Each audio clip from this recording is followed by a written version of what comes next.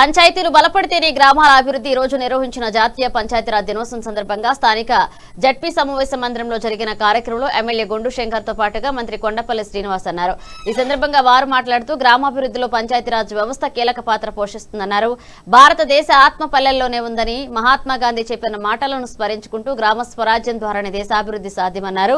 గ్రామాల అభివృద్ధిలో సర్పంచ్లు, స్థానిక ప్రజాప్రతినిధులు, పంచాయతీ సిబ్బంది చేస్తున్న కృషిని అభినందించారు. పారిశుద్ధ్యం నుంచి త్రాగునీటి సరఫరా వరకు, వీధి దీపాల నుంచి సీసీ రోడ్ల నిర్మాణం వరకు పంచాయతీ వ్యవస్థ అహర్నిశలు సేవలు అందిస్తుందన్నారు.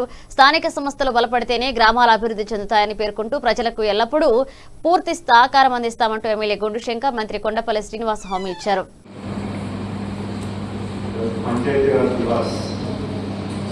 జాతీయ పంచాయతీరాజ్ దివాస్ సెలబ్రేషన్స్ అవుతున్నాయని గౌరవ శాసనసభ్యులు చెప్పగానే ఎందుకో రావాలనిపించింది. సరే, బిజీ షెడ్యూల్ కదా, అవుతుందా ప్రోటోకాల్ ఉంటే వెంటనే సీఓ గారు ఫోన్ చేసి కలిపి తీసుకొచ్చారు. చాలా నాకు ఇష్టమైనటువంటి డిపార్ట్మెంట్ ఇది. ఎందుకంటే డెవలప్మెంట్ మోడ్లో ఉంటారు, అసెట్ క్రియేషన్లో ఉంటారు. గ్రామాల్లో ఎలాంటి అసెట్స్ క్రియేట్ చేయాలి, ఏ అసెట్ క్రియేట్ చేస్తే ఎంతమంది లబ్ధి చేకూరుతుంది అనే దాని మీద ప్రధానంగా మీరు పనిచేస్తారు. మరి గ్రామాల అభివృద్ధి దేశం అభివృద్ధి. మరి అలాంటి అభివృద్ధి కార్యక్రమం చేసినటువంటి అది ఉన్నతాధికారులు సన్మానించడం అంటే చాలా సంతోషం విషయాన్ని మీకు రావడం జరిగింది.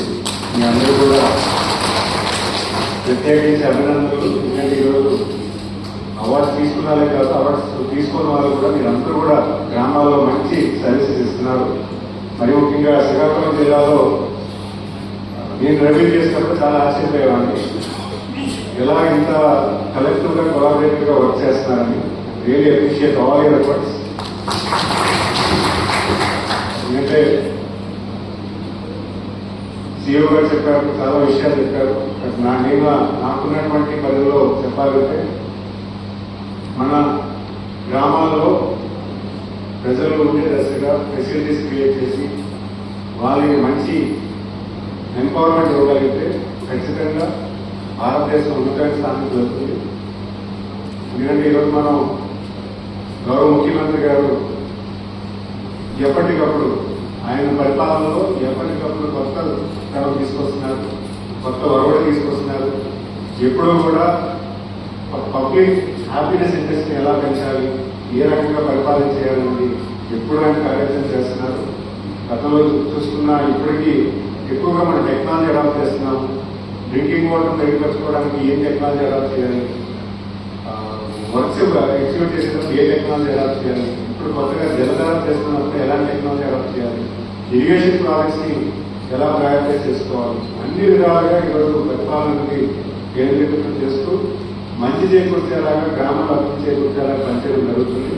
మరి అలాగే మన డిప్యూటీ చీఫ్ మినిస్టర్, పంచాయతీరాజ్ శాఖ మంత్రివారు శ్రీ కొడిదెల పవన్ కళ్యాణ్ గారు కూడా ఆయన తీసుకున్నప్పటి నుంచి కూడా ఒక స్పెషల్ ఫోకస్ బెస్ట్ ఆఫీసెస్ తీసుకొచ్చి అన్నింటినీ మానిటరింగ్ చేస్తూ ఆఫీసెస్ కి బాధ్యతగా ఇస్తూ ప్రజలకి మంచి చేకూర్చేలా చేయడం ఖచ్చితంగా ఒక మంచి విషయం.